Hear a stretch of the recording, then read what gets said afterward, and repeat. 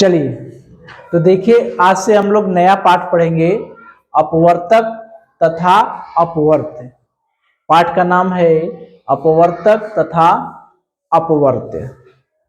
तो इसमें सबसे पहले हम लोग पढ़ेंगे अपवर्तक के बारे में। तो इसके बारे में हम लोग पहले पढ़ चुके हैं और हम लोग जानते भी हैं। जैसे मान लीजिए सभी लोग गोली खेलते होंगे, गोली तो खेले होंगे, कंचा शीशा वाला गोली खेले हैं ना। तो मान लीजिए अगर आपके पास 12 गोली है, कितनी गोली है? 12 गोली है। तब 12 गोली है, कहा जाता है आपसे कि इसको पंक्ति में रखिए। पंक्ति में रखने का मतलब, चाहे पंक्ति समझ रहे हैं ना, लाइन में 12 गोली को लाइन में रखना है।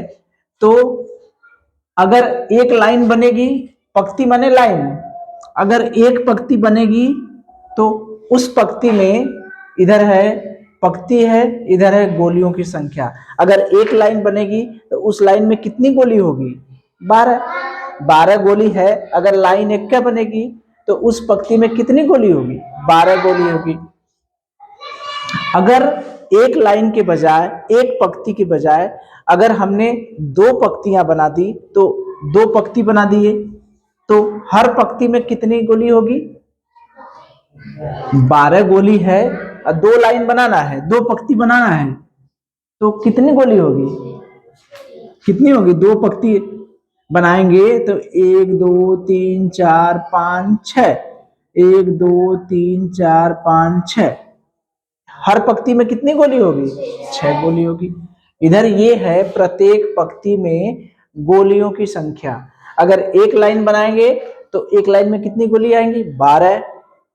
2 पंक्ति बनाएंगे तो हर पंक्ति में कितनी गोली होगी? 6। मान लीजिए हमने 3 पंक्ति बना दिया, तब कितनी गोली होगी? एक एक में कितनी होगी? 4 4। कितनी होगी? 4 4, 4 3 12, दोनों का गुणा कर देंगे पता चल जाएगा। अगर 4 पंक्ति होगी तब कितना होगा? हर पंक्ति में 3। 5 पंक्ति होगी तब, 5 पंक्ति होगी तो भागा नहीं जाएगा। 12 में 5 का भाग जाएगा तो उसको 5 पंक्ति में रख ही नहीं सकते। इसका मतलब इससे मतलब नहीं है। 6 पंक्ति में रख सकते हैं कि नहीं? 12 में भाग दीजिए, कितना आएगा? 2। कितना हुआ? 2। 7 में नहीं रख सकते, 8 में नहीं रख सकते, भाग जाएगा 12 में?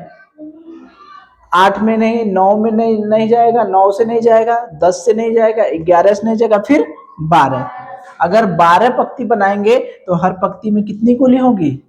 1। यही होगी ना? 12 गोली दे दी गई। अगर कहा जाए कि एक लड़के को दीजिए तो क्या करेंगे? पंक्ति का मतलब किसी लड़के को समझ लीजिए, ठीक है, कि 12 गोली है, अगर एक लड़के को देना है तो पूरी की पूरी गोली उसको कितना दे देंगे? 12 गोली दे देंगे। अगर 2 लड़कों में बांटना है तब हर लड़के को कितनी गोली मिलेगी? 6 गोली। 3 लड़के को देंगे तब 4 4 गोली मिलेगी, एक एक लड़के को मिलेगी ना। 4 गोली लड़के रहेंगे तब 3 3 गोली। अगर 5 लड़के रहेंगे तब, तो चूंकि गोलियों की संख्या जो होनी चाहिए प्रत्येक पंक्ति में, गोलियों की संख्या ये बराबर होनी चाहिए। ये क्या होना चाहिए? बराबर। तो जब 5 लड़के रहेंगे तो गोलियों की संख्या बराबर हो पाएगी? नहीं हो पाएगी, किसी भी तरीके से नहीं हो पाएगी। क्योंकि जिसमें 12 का भाग चला जाएगा, अगर उतने लड़के रहेंगे तो गोलियां बट पाएंगी, नहीं तो नहीं बट पाएंगी। किसी को कम मिलेगी, किसी को ज्यादा मिलेगी। हमें देना क्या है? सबको बराबर देना है, ठीक है। तो 4 पंक्ति होंगी, 5 पंक्ति हो ही नहीं सकती। 5 पंक्ति में बांटेंगे तो 5 लड़कों को बांटेंगे तो 5 लड़कों को बराबर बराबर गोली नहीं मिलेगी। 6 लड़कों को बांटेंगे तो एक एक लड़के को कितनी गोली मिलेगी? 2 गोली। अब 12 लड़कों को बांटेंगे तो एक एक लड़के को कितनी गोली मिलेगी? 1 लड़के। तो क्या हम लोग समझे? इस 12 गोली को हम एक लड़कों को भी दे सकते हैं, 2 लड़के में बांट सकते हैं, 3 लड़के में बांट सकते हैं, 4 लड़के में बांट सकते हैं, 6 लड़के में बांट सकते हैं और 12 लड़कों में। बराबर बराबर बांटना है, ध्यान देना है कि बराबर बराबर बांटना है, हर पंक्ति में बराबर बराबर होनी चाहिए। ठीक है, तो इसका मतलब ये पता चला कि 12 में कितने संख्याओं से भाग चला जाएगा, किन किन संख्याओं से भाग 12 में चला जाएगा। 12 में 1 से भाग चला जाएगा, 2 से भाग चला जाएगा, 3 से भाग चला जाएगा, 4 से भाग चला जाएगा, 6 से भाग चला जाएगा और 12 से चला जाएगा। इसमें 1 2 3 4 के बाद 5 से भाग जाएगा नहीं, 6 7 से भाग जाएगा नहीं, 8 से भाग जाएगा नहीं, 9 से भाग जाएगा नहीं, 10 से भाग जाएगा नहीं, 11 से भाग जाएगा नहीं। तो ये सब नहीं होंगे, इतनी पंक्तियां नहीं हो सकती। तो इसी को कहते हैं अपवर्तक। अपवर्तक, अपवर्तक किसको कहेंगे? 1 को कहेंगे, 2 को कहेंगे, 3 को कहेंगे, 4 को कहेंगे, 6 को कहेंगे, 12 को कहेंगे। तो अपवर्तक क्या होता है कि जिसमें उस संख्या से पूरा पूरा भाग चला जाए। उन सभी कोई भी संख्या जिन संख्याओं से पूरी पूरी विभाजित हो जाती है, यानी किसी संख्या में जिन जिन संख्याओं से भाग चला जाता है, वही संख्या उस संख्या की क्या कहलाती है? अपवर्तक। ठीक है, जैसे देखिए, जैसे हमें 12 का अपवर्तक निकालना है। किसका निकालना है?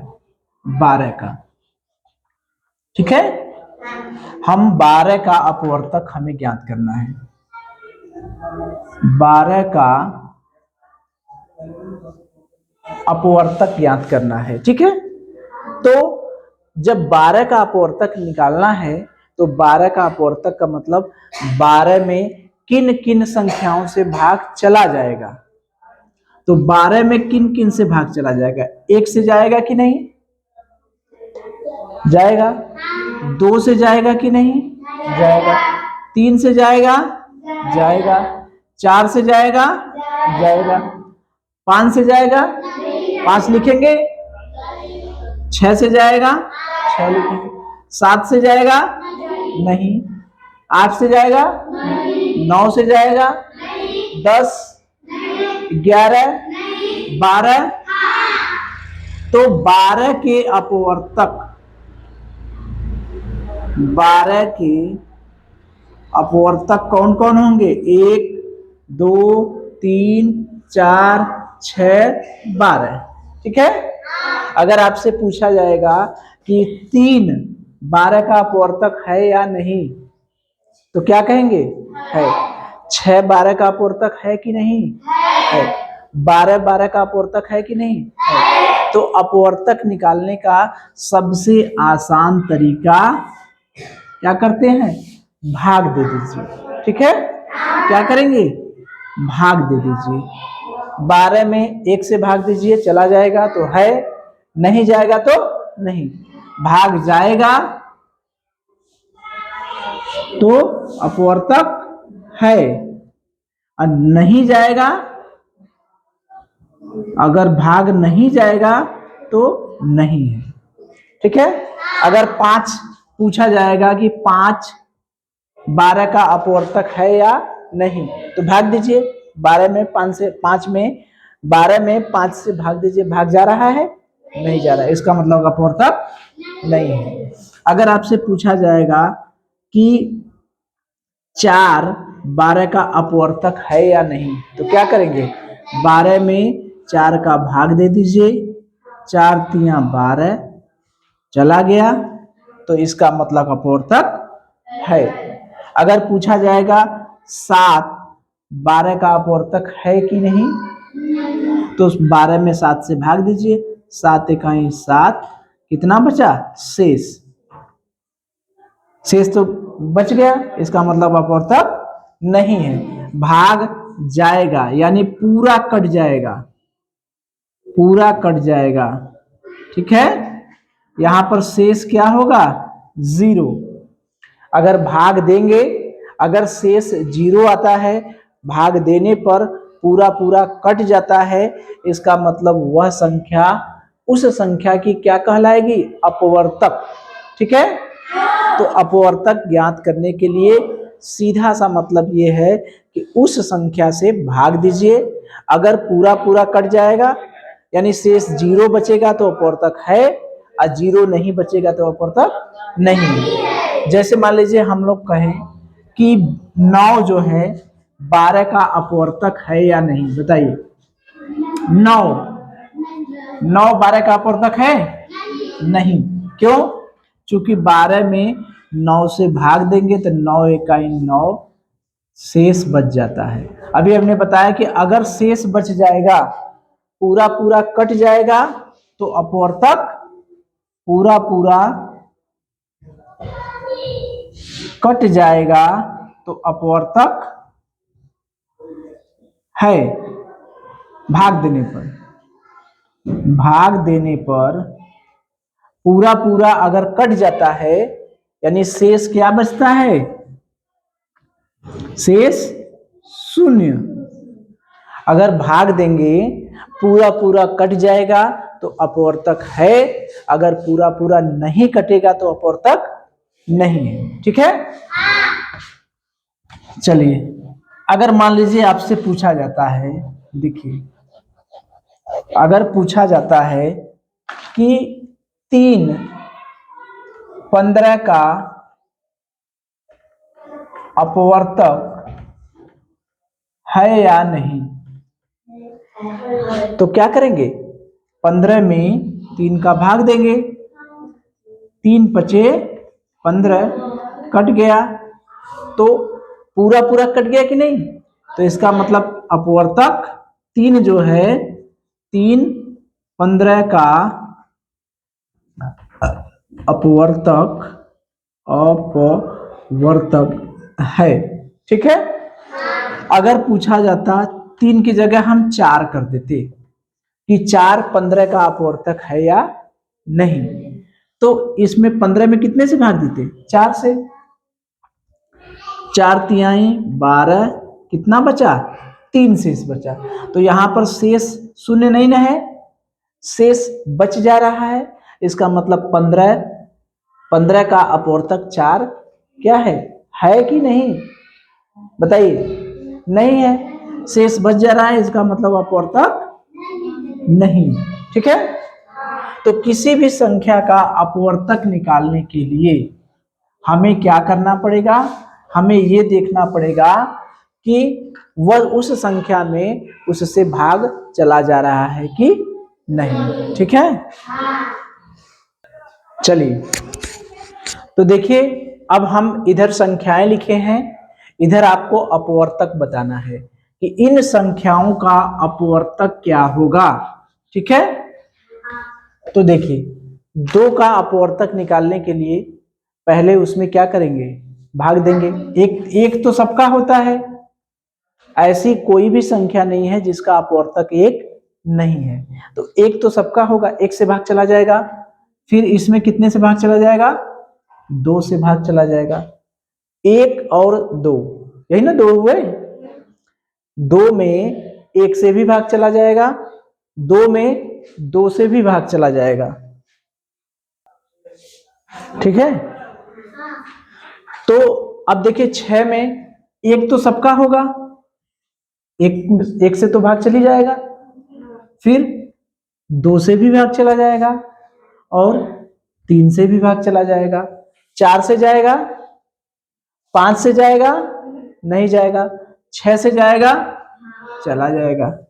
15 में देखिए 1 से चला जाएगा, 2 से चला जाएगा, 3 से चला जाएगा, 2 से नहीं जाएगा, 3 से चला जाएगा, 4 से नहीं जाएगा, 5 से चला जाएगा, 6 से नहीं जाएगा, 7 8 9 10 11 12 13 14 सीधे फिर 15। अब देखिए जब बड़ी बड़ी संख्याएं आएंगी, जैसे अब 69 का, तो कितना हम भाग देते जाएंगे? 1 से देंगे, 2 से देंगे, 3 से देंगे, 4 से देंगे, 5 से देंगे, कोई एक तरीका होगा। ठीक है, तो तरीका क्या है, वही लसा वाला जो भाग विधि है। 15 का अगर हमें अपवर्तक निकालना है तो 15 में इससे भाग दीजिए। सबसे पहले कितने से, 1 से तो जाएगा नहीं, 2 से जाएगा नहीं जाएगा, 3 से जाएगा, 3 पचे 15, 5, ठीक है। तो 15 बराबर क्या हो गया, 1 गुणे 3 गुणे 5, यही ना हुआ। तो अब देखिए, जब हमको इसका अपवर्तक लिखना है, ये तो सभी लोग जानते हैं, पहले 1 से भाग देंगे, 2 से भाग देंगे, नहीं जाएगा तो फिर 3 से भाग देंगे, 3 पचे 15 चला गया, 5 बचा, फिर 1 2 3 4 से तो नहीं जाएगा, 5 से भाग जाए, 1 आता है तो रुक जाते हैं, यही करते हैं।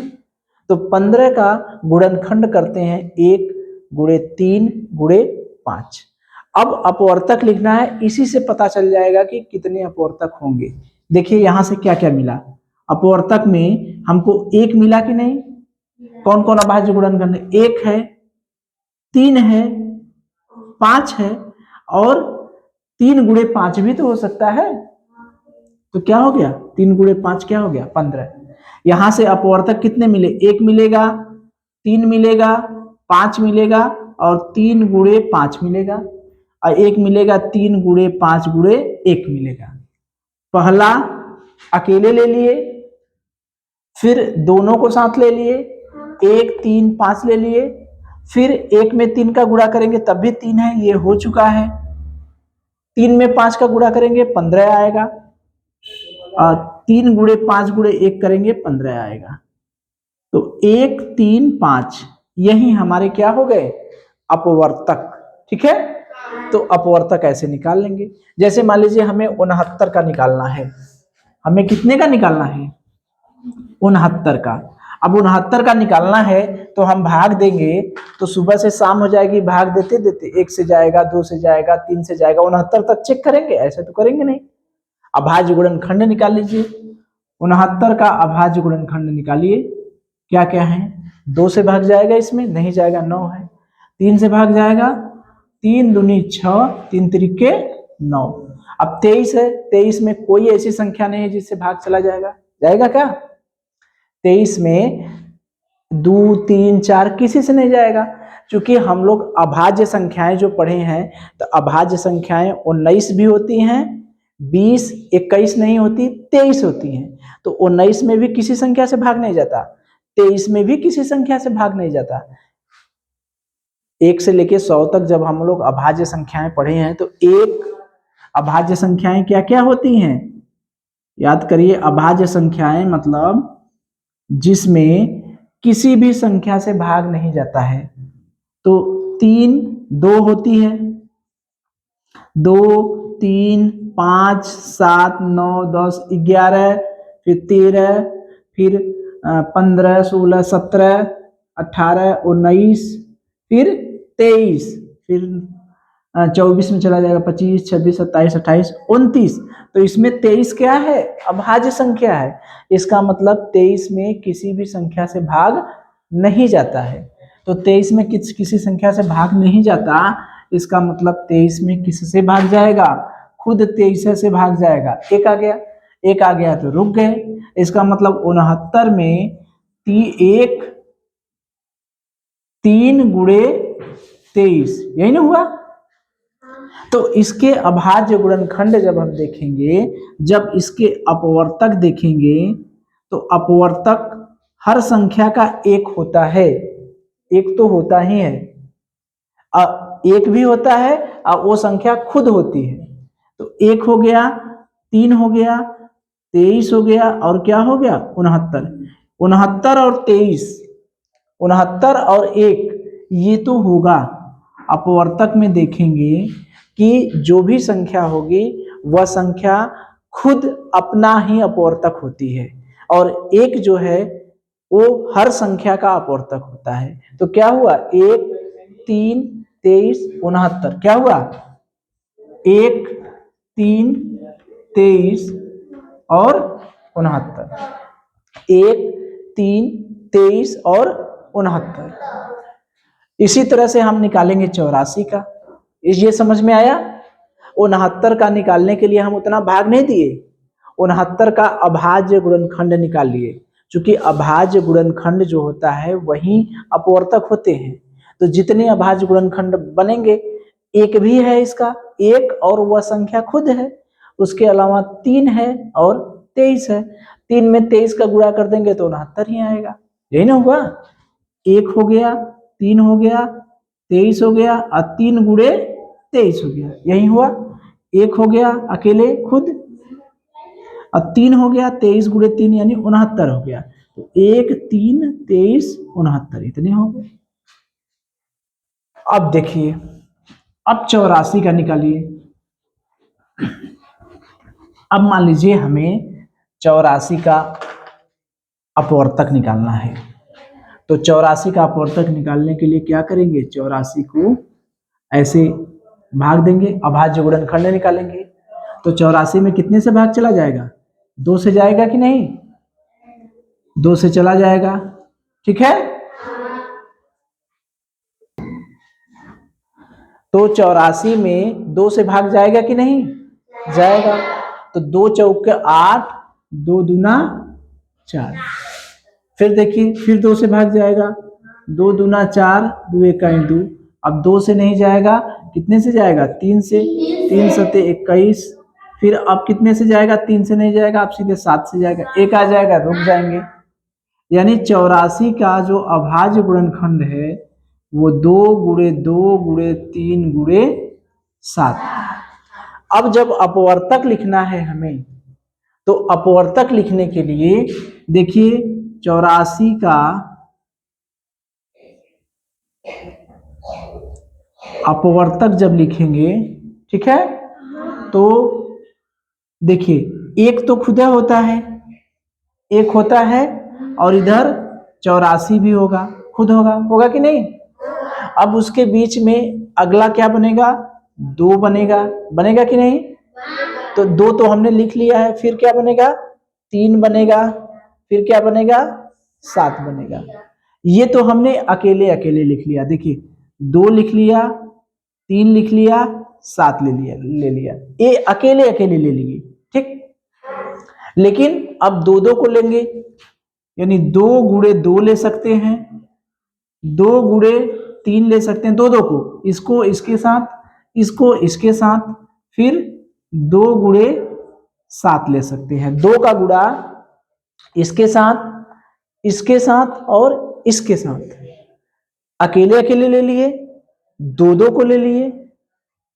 अब 2 2 में क्या बनेगा, 2 गुणे 2 क्या होगा, 4, 2 गुणे 3 क्या होगा, 6, 2 गुणे 7 क्या होगा, 14। अभी देखिए 2 2 वाला बचा है, 2 गुणे 2 ले लिए, 2 गुणे 3 ले लिए, 2 गुणे 7 ले लिए। अब 2 गुणे 3 हो गया, 2 गुणे 7 हो गया, अब 3 गुणे 7, ठीक। अब देखिए 2 2 वाला हो गया, अब हम 3 3 वाला लेंगे, कितने वाला, 3 3 वाला, यानी 2 गुणे 2 गुणे 3, 2 गुणे 2 गुणे 3, फिर 2 गुणे 3 गुणे 7, 2 गुणे 3 गुणे 7, और फिर 3 गुणे 7 गुणे 2, वो तो वही हो गया। तो यहां से क्या बनेगा, 2 दूनी 4 तिया 12, और 2 तिया 6 सते 42, यहां से 12 और 42 क्या बनेगा, 12 और 42, यानी 1 2 3 7 4 6 14 12 42 और 84। इसको क्रम से लिखेंगे, तो क्रम से लिखेंगे तो क्या बन जाएगा, देखिए 1 2 3 4 6 7 12 14 42 42 46 12 14 42 46 और 84। देखिए मिलाइए, 42 46 नहीं होगा, 46 नहीं है, 1 2 3 4 6 7 12 14 के बाद 21 भी है कहीं, 21 नहीं लिखे हैं क्या? 3 सते 21 तो था ना, कहीं कुछ गड़बड़ी हो गई। देखिए, चलिए इसको मिटा दें। ये सब तो समझ गए हैं ना, चूंकि ज्यादा छोटा में ना कंजेस्टेड हो जा रहा है। चलिए ये देखिए 84 का अपवर्तक हमको लिखना है। 84 का अपवर्तक लिखना है, तो ये ध्यान दीजिए 84 का गुणनखंड आ गया है, 84 का गुणनखंड आया है 2 गुणे 2 गुणे 3 गुणे 7। इसी से हमको लिखना है, इसी से हम लिख लेंगे। तो 84 का अपवर्तक क्या होगा? पहले तो 1 होगा, होगा कि नहीं? होगा, ठीक। और एक होता है, और एक वह संख्या खुद होती है। किसी भी संख्या का अपवर्तक 1 होता है और वह संख्या खुद होती है। तो 1 और 84 तो हमने लिख लिया, ठीक है। अब देखिए अलग अलग लिखिए, यहां से 2 हो गया, ठीक, फिर 2 तो लिख ही दिए, 3 हो गया, फिर 7 हो गया। जो अपवर्तक हैं 2 गुणे 2, तो 2 एक बार लिख दिए तो फिर दोबारा तो लिखेंगे नहीं। 2 हो गया, 3 हो गया और 7 हो गया। अब देखिए हमने एक एक लिख लिया, 2 लिख दिया, अकेले अकेले लिख दिए, 2 लिख दिए, 3 लिख दिए, 7 लिख दिए, अकेले अकेले हो गया। अब 2 को लेंगे, तो 2 को लेंगे तो 2 के साथ इस 2 को लेंगे, इस 2 के साथ इस 3 को लेंगे, इस 2 के साथ इस 7 को लेंगे, ठीक है। अब देखिए 2 के साथ ये हो गया, ये हो गया, ये हो गया। अब 3 के साथ, अब 2 वाला 3 के साथ 7 होगा, 3 के साथ 7 होगा, ये दोनों वाले हो गए। अब 7 के साथ 2 तो हो ही चुका है, ठीक। अब 2 वाले ले लिए, अब हम 3 वाले लेंगे। कितने वाला? 3 वाले। अब 3 वाले लीजिए, तो 3 वाला लेंगे तो 2 गुणे 2 गुणे 3, ठीक, 2 गुणे 2 गुणे 3, फिर 2 गुणे 3 गुणे 7, ये नहीं हुआ? ये देखिए पहले ये तीनों हो गए, फिर इसको छोड़ दिए तो ये तीनों हो गए, 2 गुणे 3 गुणे 7। अब देखिए यहां से 2 3 गुणे 7 गुणे 2, 3 गुणे 7 गुणे 2 हो ही चुका है, 3 वाले हो गए, ठीक। अब चारों वाले ले लें तो 2 गुणे 2 गुणे 3 गुणे 7। और कुछ बचा? अब तो नहीं बचा। और कुछ बचा है? पहले एक वाले को ले लिए, यहां पर 2 वाले को ले लिए, यहां पर 3 को ले लिए, यहां पर 4 को ले लिए। यहां पर जोड़ा बना बनाकर हमें लेना है। पहले जो अकेले थे उनको ले लिए, 2 का जोड़ा बनाकर लिए, 3 का जोड़ा बना के लिए, और 4 का जोड़ा बना के लिए। तो देखिए अब लिखिए, अकेले अकेले लिखेंगे तो एक तो सबका होता है, 2 3 7, 2 3 7 हमने लिख लिया। और क्या लिखेंगे? देखिए यहां से 2 गुणे 4 6 14 और 21, ठीक है। तो 4 6 14 और 21, ठीक है। यहां से क्या आएगा? 2 दूनी 4 तिया 12, 2 तिया 6 सते 42, 12 और 42। और यहां से क्या आएगा? 2 दूनी 4 तिया 12 सते 84। ये तो है, ये है, ठीक है। अब इसको थोड़ा सा हम क्रम से लिख दें तो 1 2 3, 3 के बाद क्या है? 4, 4 के बाद 6 7 के बाद 12 14 21 42 84। देखिए कोई छूटा नहीं ना। 1 2 3, 3 के बाद 4, 4 के बाद 6, 6 के बाद 7, 7 के बाद 12 के बाद 14, फिर 21, फिर 42, फिर 84। मिलाइए। 1 2 3, 1 2 3 है, 4 6 7, 4 6 7 है, 12 14 21, 12 14 21 और 28,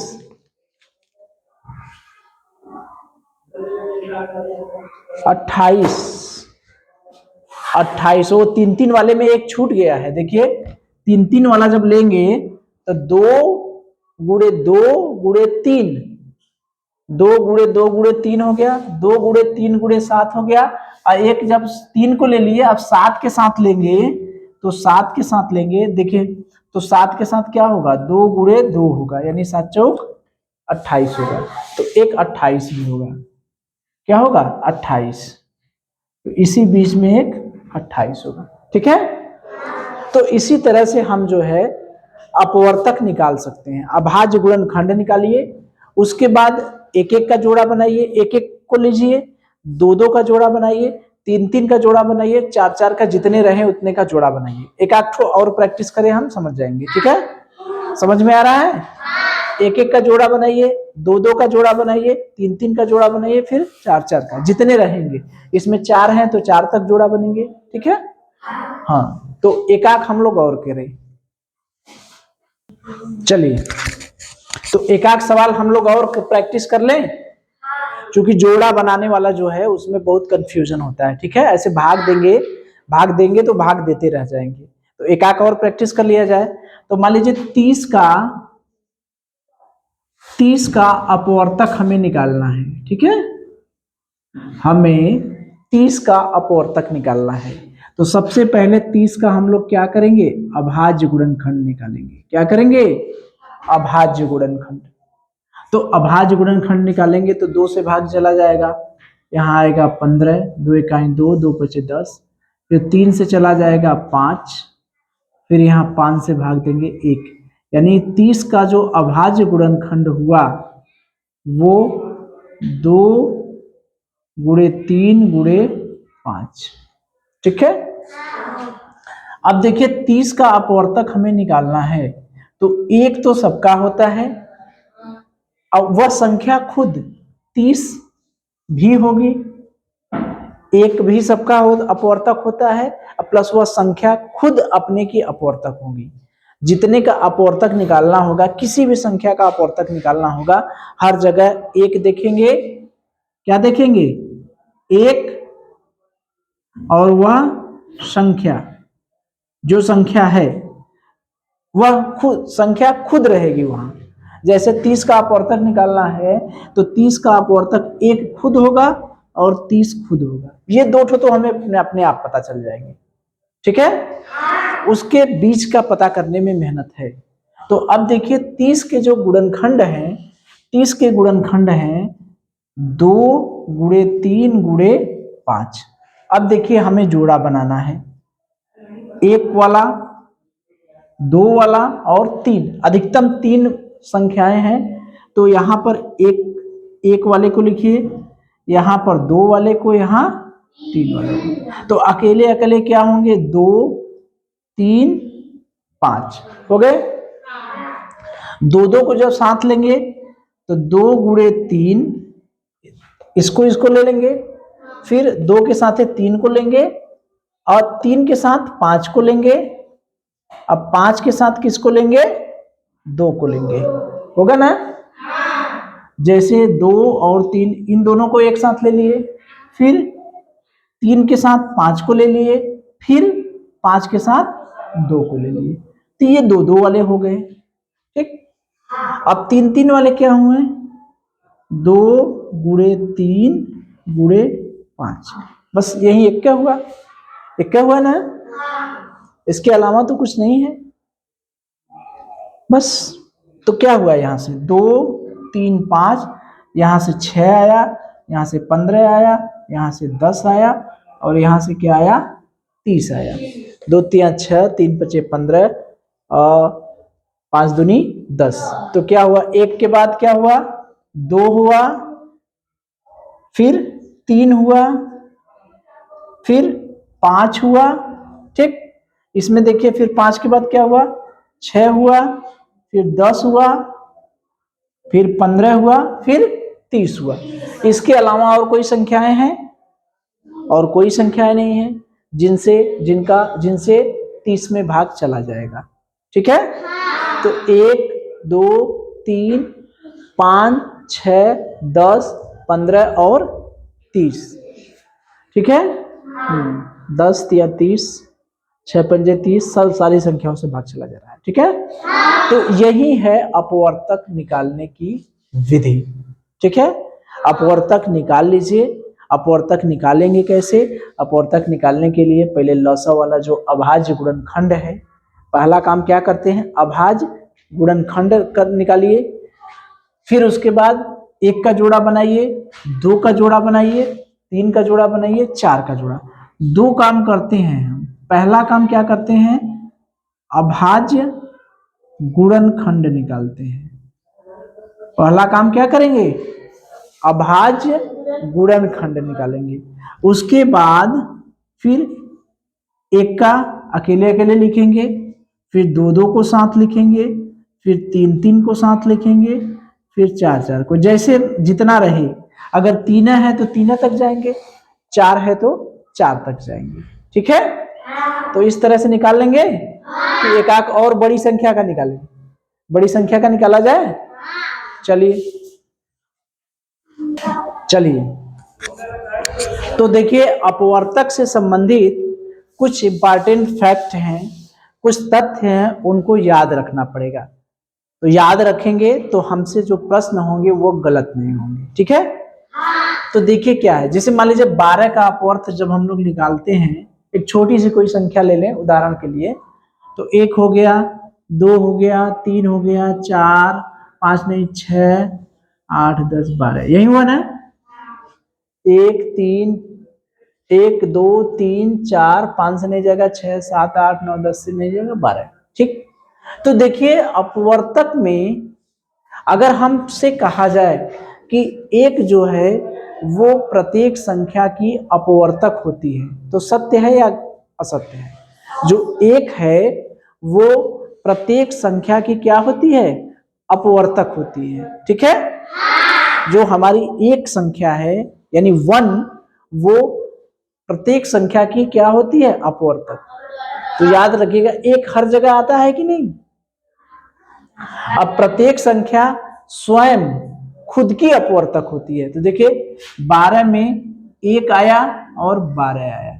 अगर आपसे पूछा जाता है 12 का अपवर्तक 1 है या नहीं है, 12 का अपवर्तक खुद 12 ही होता है, 12 भी होता है।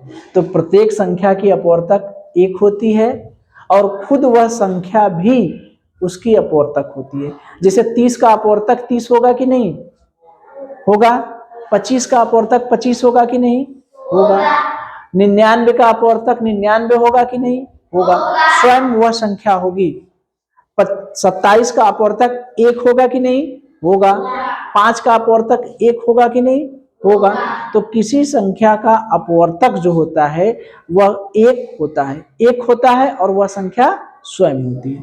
तो यह दोनों याद रखिएगा। ठीक है, तो अपवर्तक जो होता है वह पूर्ण विभाजक होता है। जो संख्या होती है उस संख्या का पूर्ण विभाजक होता है, यानी भाग देंगे उस संख्या अपवर्तक से, यानी अपवर्तक से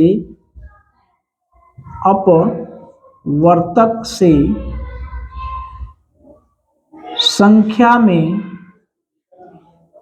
भाग देंगे तो शून्य आएगा। क्या आएगा? शून्य। अपवर्तक से संख्या में भाग देंगे तो भागफल शून्य आएगा, सॉरी शेष जो है क्या आएगा? शून्य आएगा। अब भाग चला जाएगा। अपवर्तक से संख्या में भाग देने पर शेष क्या आता है? शून्य आता है। ठीक है, 12 में चाहे 1 से भाग दीजिए, चाहे 2 से भाग दीजिए, चाहे 3, चाहे 4, चाहे 6, चाहे 12, किसी भी संख्या से भाग देंगे, हर स्थिति में शेषफल क्या आएगा? 0, या संख्या पूरी पूरी कट जाएगी, पूरी पूरी कट जाएगी। जैसे 12 में मान लीजिए हमने हमने 4 से भाग दिया, ठीक। तो 4 से भाग दिया, 4 तिहाई 12, यहाँ क्या आ गया, कट गया, यानी शेष क्या आ गया, 0, यानी पूरा पूरा क्या हुआ, कट गया, पूरा पूरा क्या हुआ, कट गया। तो यही चीज है, पूर्ण विभाजक का मतलब यही होता है कि अगर अपवर्तक से हम उस संख्या में भाग देंगे तो वह संख्या पूरी पूरी कट जाएगी, यानी शेष क्या आएगा, 0। तो ऑब्जेक्टिव में आपसे पूछा जाएगा या कहीं खाली स्थान रहेगा या सत्य असत्य में पूछा जाएगा कि अपवर्तक से किसी संख्या में उसके अपवर्तक से भाग देंगे तो शेषफल क्या मिलेगा, बताइए। किसी संख्या में उसके अपवर्तक से यदि हम भाग देते हैं तो शेषफल क्या आएगा, क्या आएगा, 0, क्या आएगा, 0। और देखिए सीमित होती है, जो अपवर्तक होते हैं उनकी संख्या सीमित होती है, यानी परिमित होती है, अपरिमित नहीं होती है, अनंत नहीं होती, यानी अनंत नहीं होती। उसको हम ज्ञात कर सकते हैं, जैसे 12 के टोटल कितने अपवर्तक है, 1 2 3 4 5 6, कितने अपवर्तक हैं, कुल 6 अपवर्तक हैं। कितने अपवर्तक हैं, 6। कौन कौन है पूछा जाएगा तो 1 है, 2 है, 3 है, 4 है, 6 है, 12 है, ठीक है। अगर 12 के पूछा जाएगा संख्या में कुल कितने अपवर्तक हैं, 12 के कुल कितने अपवर्तक हैं, 4 5 6 7, तो क्या कहेंगे, 6। अब कौन कौन अपवर्तक हैं, अगर पूछा जाएगा कौन कौन है, कौन कौन है, तो क्या कहेंगे, 1 2 3 4 6 12, ठीक है। तो 12 के अपवर्तक कितने हैं अगर पूछा जाएगा तो क्या कहेंगे, 6। अब कौन कौन है तो 1 2 3 4 6 12। और अगला है पॉइंट, तो अपवर्तक की संख्या सीमित है, अनंत नहीं है, ऐसा नहीं कि अपवर्तक मनमान होंगे। अपवर्तक को हम गिन सकते हैं, 4 हैं, 6 हैं, 10 हैं, 15 हैं, ये हम क्या कर सकते हैं, गिन सकते हैं। तो कभी भी अगर मान लीजिए सत्य असत्य पूछा जाए कि किसी संख्या का अपवर्तकों की संख्या अनंत होती है, सत्य है, असत्य है। किसी संख्या के अपवर्तकों की संख्या सीमित होती है तो क्या है, सत्य है। सीमित या परिमित एक ही चीज है, सीमित या परिमित दोनों को एक ही कहते हैं, दोनों का मतलब एक ही है, यानी जिसको हम ज्ञात कर सके, जिसको क्या कर सके, ज्ञात कर सके। छोटा या बराबर, अपवर्तक जो होता है या तो उसके बराबर होगा या तो उसके छोटा होगा। जैसे अपवर्तक देखिए 1 2 3 4 6 12, तो अपवर्तक कहीं 13 है, 12 का अपवर्तक 13 भी हो सकता है, बड़ा भी हो सकता है। किसी संख्या का अपवर्तक या तो 12 के बराबर होगा या तो उससे छोटा होगा। तो वही चीज है कि किसी संख्या का अपवर्तक या उससे छोटा होता है या उसके बराबर होता है। 13 नहीं हो जाएगा, 20 नहीं हो जाएगा, 12 का अपवर्तक 20 हो जाएगा क्या, छोटा हो सकता है। 6 क्या है, छोटा है, अब 12 क्या है, बराबर है। तो अब आप लोग सत्य असत्य के प्रश्न बताइए, समझने को समझ गए, ठीक है। अब ध्यान से सुनिए, आपको बताना है सत्य है या असत्य है, ठीक है। 45 की अपवर्तक 1 होती है या एक संख्या 45 का अपवर्तक है, सत्य है या असत्य, बताइए। एक संख्या 45 की अपवर्तक है, सत्य है या असत्य, क्या है, सत्य है, क्योंकि एक क्या होती है, हर संख्या की अपवर्तक होती है। अब ध्यान से सुनिए, 35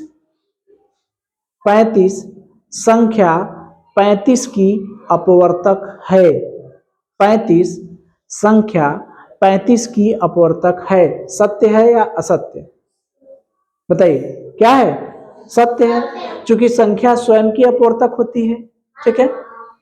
अगला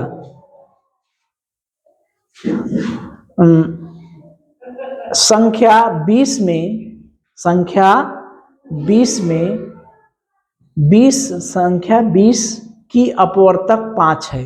संख्या 20 की अपवर्तक 5 है। तो 5 से 20 में भाग देने पर शेषफल 0 प्राप्त होता है। सत्य है या असत्य? क्या है? सत्य है। किसी संख्या के अपवर्तकों की संख्या सीमित होती है। सत्य है या असत्य? सत्य है, सीमित होती है, हम ज्ञात कर सकते हैं।